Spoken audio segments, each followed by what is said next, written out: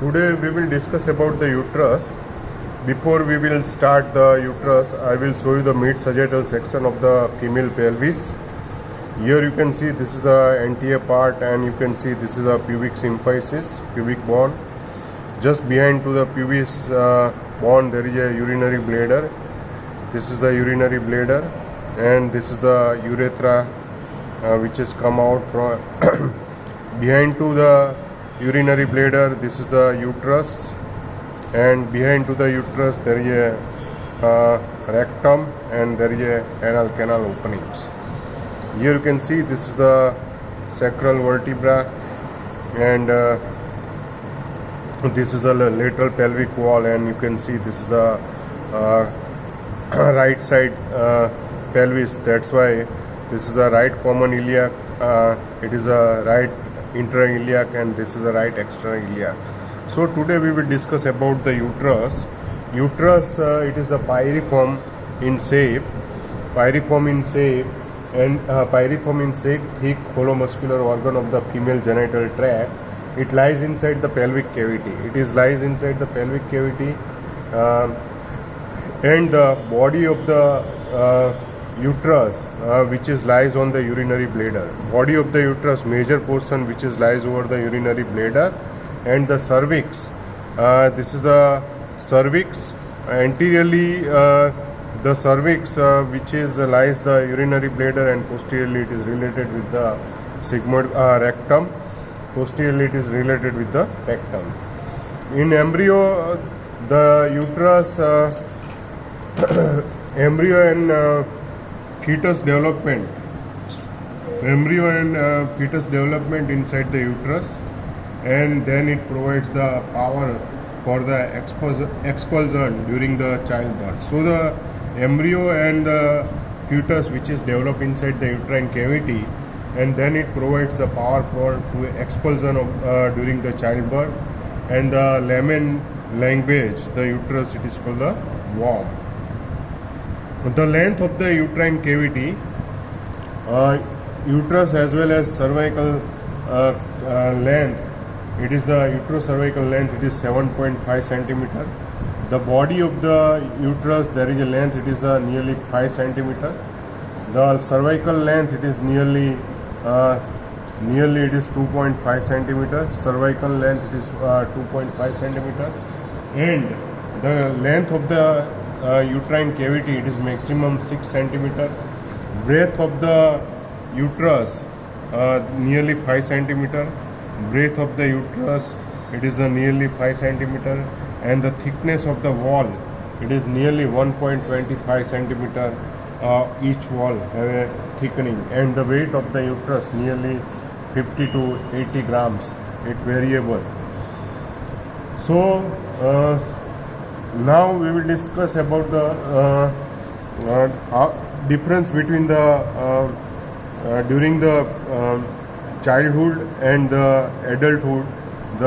Into the childhood, the length of the cervical region which is double than the body of the uterus, but during the puberty or after adult, the length of the uterine cavity which is double than the cervical canal. The presenting part of the uterus have a fundus. Here you can see this is the fundus.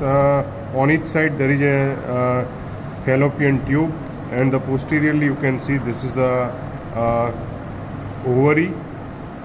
This is the ovary, and this is a fallopian tube. Here you can see this is a fallopian tube. So the fundus, it is the expanded upper end of the body, and which lies above to draw the imaginary line from the two uterine tube, and the upper part of the body, it is called the fundus. And there is a there is no uterine cavity inside the fundus. Other part of the uterus, it is called the body of the uterus, and it extends from the fundus to the isthmus. Here you can see it is extend from the body to the isthmus. It is the connecting part to the body as well as cervix. So it extend body which is extend body of the uterus which is extend from isthmus fundus to the isthmus, and it is wider into the upper part, and it contains the uterine cavity. It has an anterior surface and the posterior surface and two lateral wall. This is called the anterior surface, and this is the posterior surface, and here on that side, on each side, it is the two lateral wall. Here you can see this is the two lateral wall or lateral border. It is called the lateral border of the uterus. Anterior surface which is flat. Here you can see this is the anterior surface of the uterus which is flat and directed downwards and forwards. The posterior surface which is convex and directed upwards and backwards. It is directed upwards and backwards. On each lateral border which is covered by the broad ligament. Here you can see each lateral border which is covered by the fold of peritoneum. It is the broad ligament. So in short, anterior border which is flat and it is directed downwards and forwards, and the posterior border which is convex and it is directed upwards and backwards. And this is the two lateral border. This is a two lateral border which is covered by the broad ligaments. It is covered by the broad ligament. The lateral angle of the, or it is called the cornu of the uterus. This is called the lateral angle of the uterus. It is called the cornu of the uterus, and each angle projecting outward from the junction of the fundus and body, it is called the cornu. There is a junction of the body and fundus and the lateral aspect, it is called the cornu of the uterus, and there is a three projecting part. Anteriorly, the part which is going, it is called the anteriorly from the lateral angle of the uterus at the junction of the fundus and body. There is anteriorly it goes the round ligament of the uterus. On the laterally it goes the fallopian tube. It is a fallopian tube. Laterally it is goes the fallopian tube, and posteriorly here you can see this is a ovary which is hanged by the ligament. It is called the ligament of the ovary. So three structure which is lies inside the broad ligament. One is the uterine tube or fallopian tube. It is into the middle part. Anteriorly there is a round ligament of the uterus, and posteriorly there is a ligament of the ovary. And the isthmus, it is a connecting part of the uterus which is connecting to the body and the cervical part of the uterus. It is called the isthmus. It is only 0.5 centimeter in length. The cervix, now we will discuss about the cervix. Cervix of the uterus lies below the isthmus, and it divides into the two parts, supravaginal part and the vaginal part. Vaginal part of the cervix. So supravaginal part, here you can see this is this part portions of the cervix. It is called the supravaginal part of the cervix, and the lower part it is called the vaginal part of the cervix. Here the almost all the body is which is coming from the old age, so that's why the uterus which is atrophied. So here the length of the cervix, it is comparatively smaller as compared to the actual length. So because of the old age cadavers. So the cervical length, it is the cervix which is divided into the two part, isthmus to the vagina, and the cervix it is divided into the two parts, supravaginal part and the vaginal part of the cervix. So it extends from the isthmus to the external os of the external cervical os. It is a extension of the cervix, and it has a three main ligaments. It is fixed by the three cylindrical ligament. Mainly the anteriorly there is a ligament, and from here there is a ligament. It is called the it is called the pubocervical ligaments. On the lateral aspect there is a ligament. It is called the McEnroth's ligament or transverse cervical ligament, and the ligament which is connecting on the posteriorly to the sacral vertebra. It is called the uterosacral ligaments. Now, which are the important relations of the cervix? Here you can see this is the ureter, which is 2 centimeter lateral to the cervix. Ureter, which is lies nearly 2 centimeter lateral to the cervix. Uterine vessels. These are the uterine vessels. McEnroth's ligaments. Here on the lateral aspect there is a McEnroth's ligament, or it is called the transverse cervical ligaments. On the upper aspect there is a broad ligament. Here there is a this is a broad ligament, and there is a paracervical lymph node, which are the related on each side of the cervix. So the lateral aspect of the cervix, which is related with the ureter, uterine vessels, and the McEnroth ligament or transverse cervical ligaments, broad ligament, and paracervical lymph nodes. So these are the lateral relation. The posteriorly the cervix, which makes the recto-uterine pouch. It is called the pouch of the Douglas, and it is related with the mainly the rectum. Anteriorly, it makes the there is a pouch, a fold of the peritoneum. It is between the uterus and there is a urinary bladder. It is called the utrovesical pouch. It is called the utrovesical pouch. So anteriorly, it is mainly related with the base of the bladder. Cervix, which is mainly related with the base of the urinary bladder. The peritoneal relations, fundus, which is fully covered by the peritoneum from all sides.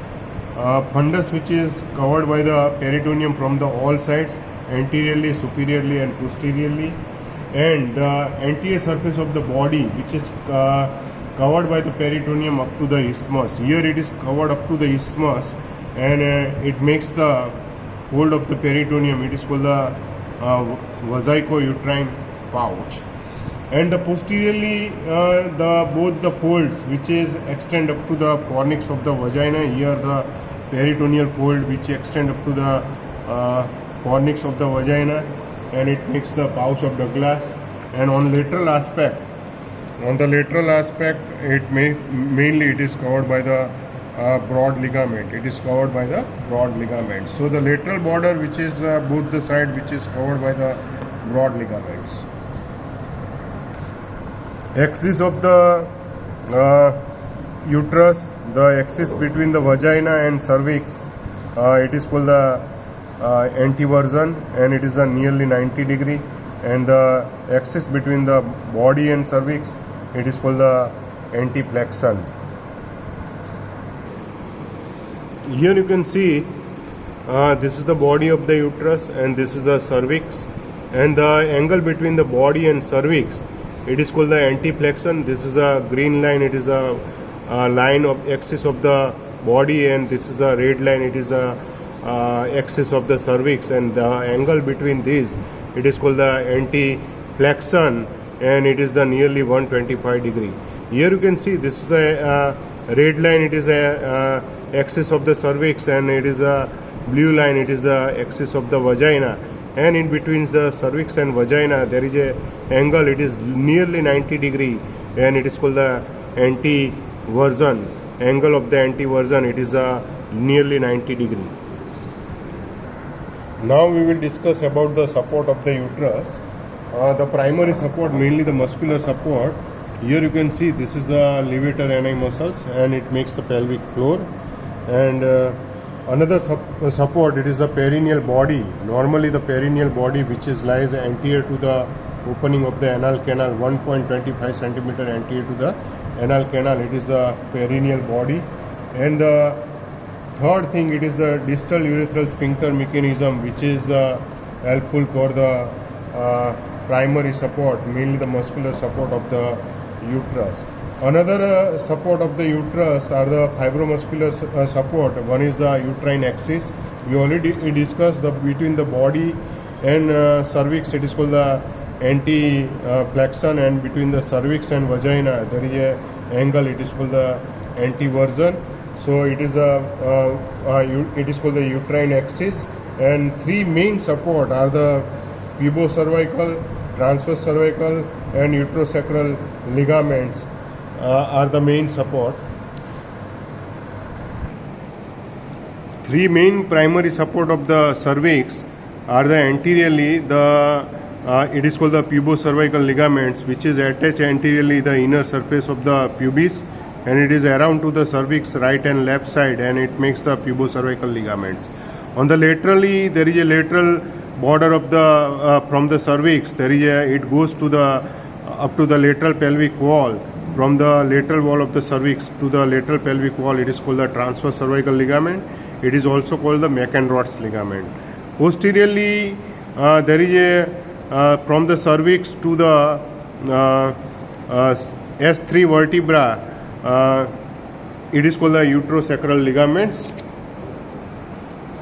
All three are the pubocervical, anteriorly pubocervical, laterally there is a transverse cervical or McEnroth ligaments, and the posteriorly it is the uterosacral ligament. It is the thickening of the endopelvic fascia. It is the thickening of the endopelvic fascia. The round ligament of the uterus, this is the round ligament of the uterus, which is the approximate 10 centimeter in length, and it is a fibromuscular band. Proximally, it is attached to the lateral angle of the uterus. This is the lateral angle of the uterus, and below in front of the uterine tubes, and it passes on each side through the broad ligament, and it enter inside the this is the broad ligament, and it enter inside the deep inguinal ring, and through the inguinal canal ultimately it is attached to the subcutaneous tissue of the labia majora, and it is helpful for the to maintain the anteversion and anteflexions of the uterus. So this is about to the round ligament. Now we will discuss about the broad ligament. It is the quadrilateral in outline, and each ligament is a broad fold of the peritoneum, consists of the two layers. This is the anterior layer, and the posteriorly towards the ovary side, it is called the posterior layer of the broad ligaments. So it has a two layer, and it extends from the lateral border of the uterus to the lateral pelvic wall. So it is from the lateral border of the uterus to the lateral pelvic wall. It is a broad ligament. Antero-inferior surface, it is related with the urinary bladder.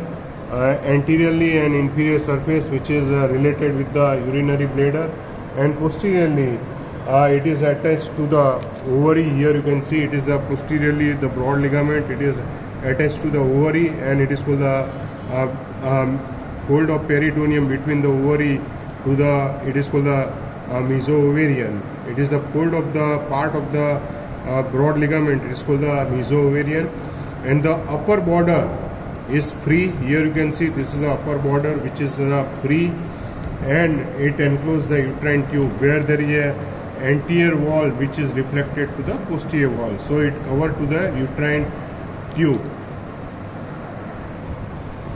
So the broad ligament has a two layer, anterior layer and posterior layer, and it is hang over the uterine tube.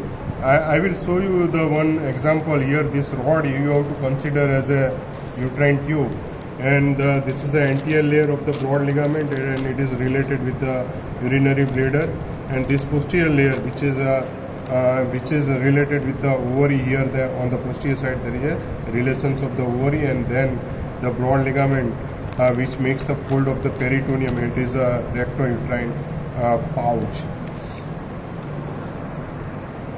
And this upper end of the broad ligament which is free, and it encloses the uterine tube up to the 3/4 part, and the lateral 1/4 part which is forms the suspensory ligament of the ovary. Here there is a suspensory ligament of the ovary. This is the part of the ovary which is on the lateral side. It is hanged by the ligament. It is called the suspensory ligament of the ovary. And on the cornu, on the posterior side, from the lateral angle of the uterine tube on the posterior aspect, from the ovary to the lateral cornu, this ligament, it is called the ligament of the ovary. Into the lower aspect, this broad ligament, it makes the attached to the pelvic floor and the uterine vessels, which is passes from the below, from the lower border, and it enter inside the broad ligaments, and it's at the lateral angle of the uterus. Now, which are the content of the broad ligament? At the medial border there is a uterine vessels and vessels. At the lateral side, lateral border, it contains the uterine tube or fallopian tube. There is a round ligament. Here you can see there is a anteriorly, anteriorly and inferiorly. This is a round ligament. Posteriorly, there is a ligament of the ovary. Here you can see this is a ligament of the ovary. This is a ligament of the ovary, and this is the ovary, and the ovarian vessels, and the tubule of the duct of epiphoron or remnant of the mesonephric duct, tubule of the paraphoron, and lymphatics are the content of the broad ligaments. So this is about to the broad ligaments. The blood supply of the uterus, which is supplied by the uterine artery and ovarian artery, and the venous drainage, which is by the uterine and ovarian vessels. Lymphatic drainage of the uterus, major portion of the fundus and body, mainly the lymphatic drain into the aortic lymph node. But whatever the lymphatics at the lateral cornu, along with the round ligaments, the lymphatics which is drained inside the superficial inguinal lymph nodes. So into the middle part, mainly the cervix and this lymphatics which is drained inside the external iliac lymph node, and the lower part of the cervix and vagina, it is drained inside the internal iliac lymph node as well as sacral lymph nodes. So, and some of the lymphatics which is drained inside the superficial inguinal lymphatics. So this is a lymphatics of the uterus. Now supply of the uterus by the sympathetic by the T12 to L1